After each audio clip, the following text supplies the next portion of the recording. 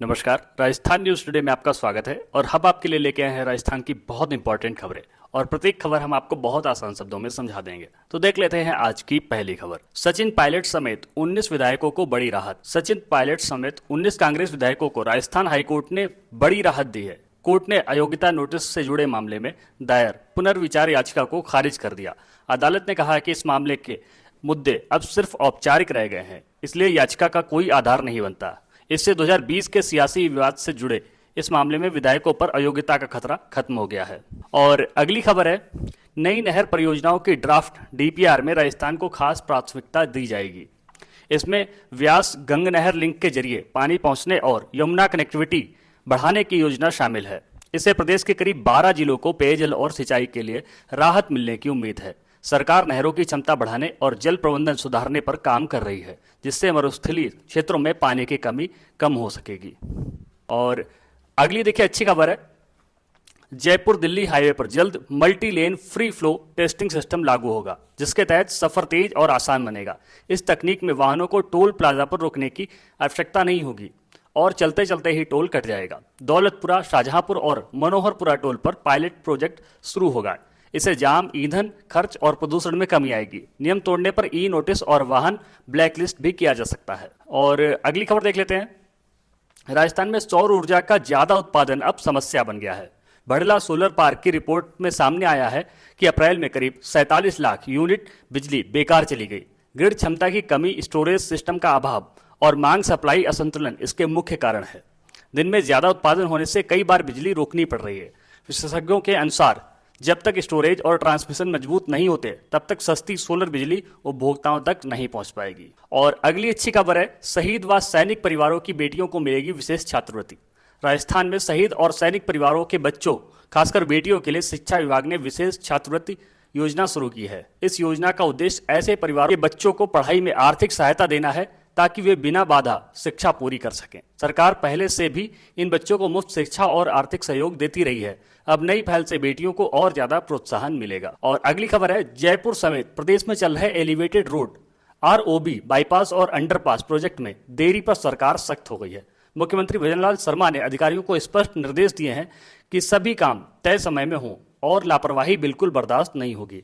उप मुख्यमंत्री दिया कुमारी ने भी प्रोजेक्ट लागत और अलाइनमेंट में बार बार बदलाव पर नाराजगी जताई है। सरकार ने कहा है कि विकास कार्यों में तेजी लाकर आम जन को जल्द राहत दी जाए। और अच्छी खबर है जयपुर वालों के लिए, जयपुर में मेट्रो फेज 2 परियोजना का काम जल्द शुरू होने जा रहा है। प्रहलादपुरा से पिंजरा पुल तक के कॉरिडोर को मंजूरी मिल गई है, जिससे निर्माण प्रक्रिया तेज होगी। यह परियोजना शहर में बेहतर कनेक्टिविटी और ट्रैफिक कम करने में अहम भूमिका निभाएगी। सरकार तेजी से टेंडर और कार्यादेश जारी करने की तैयारी में है। इससे लोगों को आने वाले समय में आसान और तेज सार्वजनिक परिवहन की सुविधा मिलने की उम्मीद है। और अगली खबर है, राजस्थान में रीट मेंस 2026 के रिजल्ट का इंतजार जल्द खत्म हो सकता है। राजस्थान कर्मचारी चयन बोर्ड जल्द ही परिणाम और स्कोर कार्ड जारी करने की तैयारी में है। परीक्षा 17 से 20 जनवरी 2026 के बीच हुई थी।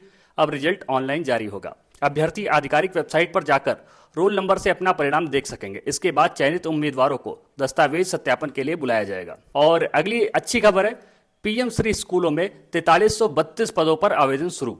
राजस्थान में पीएम श्री स्कूलों में 4332 पदों को भरने के लिए प्रतिनियुक्ति प्रक्रिया शुरू हो गई है। माध्यमिक शिक्षा निदेशालय ने 14 संवर्गों के पदों पर आवेदन मांगे हैं। यह नियुक्ति 3 साल के लिए होगी, जिसे प्रदर्शन के आधार पर बढ़ाया जा सकता है। आवेदन करने वाले शिक्षकों के लिए शर्तें रखी गई हैं, जैसे कि पिछले 5 वर्षों में 100% रिजल्ट और न्यूनतम 60% अंक।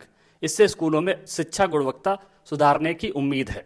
और अगली खबर है, पोस्ट मैट्रिक छात्रवृत्ति की अंतिम तिथि बढ़ी। राजस्थान के छात्रों के लिए राहत भरी खबर है। पोस्ट मैट्रिक छात्रवृत्ति योजना 2025-26 के लिए आवेदन की अंतिम तिथि बढ़ाकर 31 मई 2026 कर दी गई है। पहले यह तिथि 30 अप्रैल थी। सामाजिक न्याय एवं अधिकारिता विभाग ने अधिक छात्रों को मौका देने और लंबित प्रक्रियाएं पूरी करने के लिए यह फैसला लिया है। विभाग ने छात्रों और संस्थाओं से समय रहते आवेदन पूरा करने की अपील की है। और अगली खबर है, जयपुर में राजस्थान विधानसभा परिसर में नक्षत्र वाटिका और हर्बल वाटिका विकसित की जा रही है।